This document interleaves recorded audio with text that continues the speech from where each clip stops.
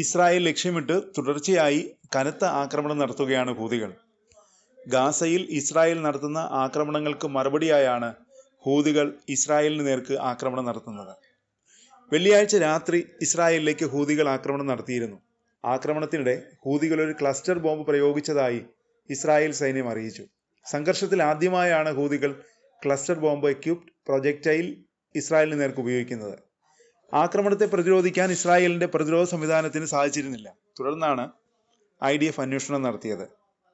ഇസ്രായേലിന്റെ തലസ്ഥാനമായ ടെൽ അവീവിന് സമീപമാണ് ഹൂതികൾ ആക്രമണം നടത്തിയത്. ജൂണിൽ ഇസ്രായേലിന് നേർക്ക് ഇറാൻ നടത്തിയ ആക്രമണത്തിന് സമാനമായ ആക്രമണമാണ് ഹൂതികൾ വെള്ളിയാഴ്ച രാത്രിയിൽ നടത്തിയത്. ജൂണിൽ 12 ദിവസം നീണ്ട യുദ്ധത്തിനിടെ ഇറാന്റെ മിസൈലുകൾ ഇസ്രായേലിൽ വലിയ നാശം വിതച്ചിരുന്നു. ഇറാന്റെ മിസൈലുകൾ സെക്കൻഡറി വാർഹെഡുകൾ വഹിച്ചിരുന്നതായി ഇസ്രായേൽ ഡിഫൻസ് അനലിസ്റ്റുകൾ പറഞ്ഞിരുന്നു. അതുപോലെയുള്ള ആക്രമണമാണ് ഇപ്പോൾ ഹൂതികൾ നടത്തിയിരിക്കുന്നത്. വായുവിൽ ഹൂതി മിസൈലുകൾ പിളർന്നു. ഇതിന്റെ വിഷ്വലുകളും പുറത്തു വന്നിട്ടുണ്ട്. പിളർന്ന മിസൈൽ ഭാഗങ്ങളെ തകർക്കാൻ നിരവധി ഇന്റർസെപ്റ്റർ മിസൈലുകൾ ഇസ്രായേൽ സൈന്യത്തിന് ഉപയോഗിക്കേണ്ടി വന്നു. Palestine 2 hypersonic ballistic missile Israel പ്രതിരോധത്തെ മറികടന്നുവെന്നും ബെൻ ഗുറിയോൺ വിമാനത്താവളത്തെ ലക്ഷ്യമിട്ടെന്നും ഹൂതി വക്താവ് ബ്രിഗേഡിയർ ജനറൽ യഹ്യ സാരി പിന്നീട് പറഞ്ഞു. ദശലക്ഷക്കണക്കിന് ഇസ്രായേലികൾ ഷെൽട്ടറുകളിലേക്ക് പലായനം ചെയ്തതായും ടെലവിവിലെയും അഷ്കലോണിലെയും സൈനിക ലക്ഷ്യങ്ങളിലേക്ക് ഡ്രോണുകൾ വെടിവെച്ചതായും അദ്ദേഹം കൂട്ടിച്ചേർത്തു.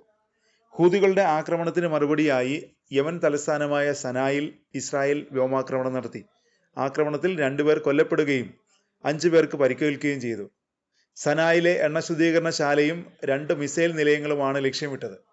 സൈനിക താവളങ്ങൾക്ക് നേരെയും ആക്രമണം ഉണ്ടായതായി യമൻ TV റിപ്പോർട്ട് ചെയ്തു. സനായിൽ ആക്രമണം നടന്നതായി ഹൂതികൾ സ്ഥിരീകരിക്കുകയും ചെയ്തു. വ്യാപകമായ നാശനഷ്ടങ്ങളും വൈദ്യുതി തടസ്സങ്ങളും ചൂണ്ടിക്കാട്ടി വ്യോമാക്രമണങ്ങളെ ക്രൂരമെന്നാണ് ഹൂതികൾ അപലപിച്ചത്. ഗാസയോടുള്ള ഐക്യദാർഢ്യമായി തുടർന്നും ചെറുത്തുനിൽപ്പ് നടത്തുമെന്നും ഹൂതികൾ പ്രഖ്യാപിച്ചു. 2023 ഒക്ടോബർ മുതൽ ഇസ്രായേലിനും ചെങ്കടലിലെ കപ്പലുകൾക്കുമെതിരായ ആക്രമണങ്ങൾ ഹൂതികൾ തുടരുകയാണ്.